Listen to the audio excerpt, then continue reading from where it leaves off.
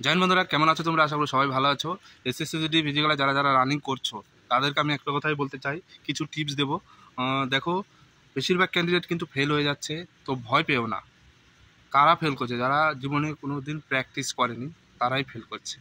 তারপরে সেকেন্ড কথা হচ্ছে, বৃষ্টির জন্য গ্রাউন্ডে জল পড়ে কাদা কাদা হয়ে গেছে, এটা একটা প্রবলেম। সেকেন্ড প্রবলেম, যারা রোডে প্র্যাকটিস করেছে, সবাই ভেবেছে যে রোডে রানিং হবে। এমন তো নয় যে সব জায়গায় গ্রাউন্ডে হচ্ছে। যেসব জায়গায় গ্রাউন্ড নেই সেসব জায়গায় কিন্তু রোডেও হচ্ছে, যেমন আমাদের কল্যাণীতে রোডেই কিন্তু হচ্ছে টেস্ট।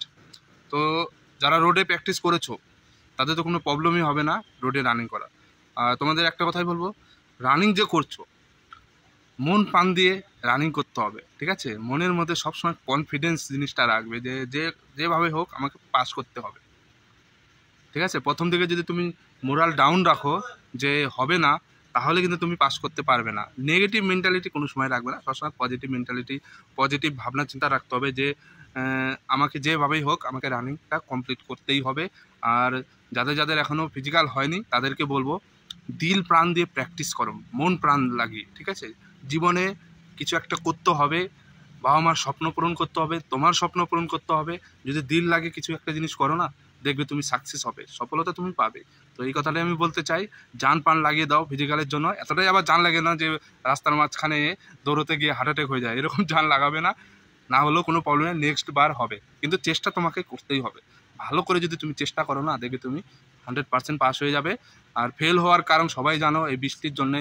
আর অনেকে রোডে প্র্যাকটিস করেছে, রোডে রানিং করা আর গ্রাউন্ডে রানিং করা অনেকটা তফাৎ হয়, কারণ গ্রাউন্ডে অনেকবার চক্কর দিতে হয়, তো অনেকে কনফিউজ হয়ে যায় যে কয় চক্কর হলো, তো মাথার মধ্যে ঘুরঘুর করে এটা। আর রোডে থাকলে কি একদম সোজা রোড হয়, এখানে কি রানিংটা করতে অনেক সুবিধা হয়। তো নো প্রবলেম, মনের মধ্যে জুনুন রাখো যে আমাকে কমপ্লিট করতে হবে রানিং, সেটা রোডেই হোক আর গ্রাউন্ডেই হোক। যাদের মনের মধ্যে চেষ্টা আছে, যাদের মনের মধ্যে কনফিডেন্স আছে, তারা পাস করবে, তারা কোনোদিন ফেল করবে না, ঠিক আছে? তো সবাই ভালোভাবে রানিং করো, এটাই আমি চাই।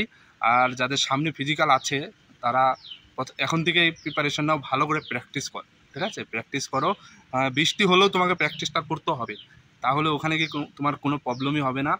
গ্রাউন্ডেও প্র্যাকটিস করো, রোডেও প্র্যাকটিস করো, ঠিক আছে? দু জায়গায় যদি প্র্যাকটিস করো, আমি প্রথম দিকে তোমাদেরকে বলেছিলাম যে যে প্র্যাকটিস করছো শুধু গ্রাউন্ডে প্র্যাকটিস করো না, রোডেও প্র্যাকটিস করো, ঠিক আছে? তাহলে তোমাদের কোনো অসুবিধাই হবে না। তো যারা দুইখানে প্র্যাকটিস করেছে, গ্রাউন্ডে প্র্যাকটিস করেছে, মাঠে প্র্যাকটিস করেছে, রাস্তায় প্র্যাকটিস করেছে, তাদের কিন্তু কোনো অসুবিধা হচ্ছে না, তারা পাস করে যাচ্ছে।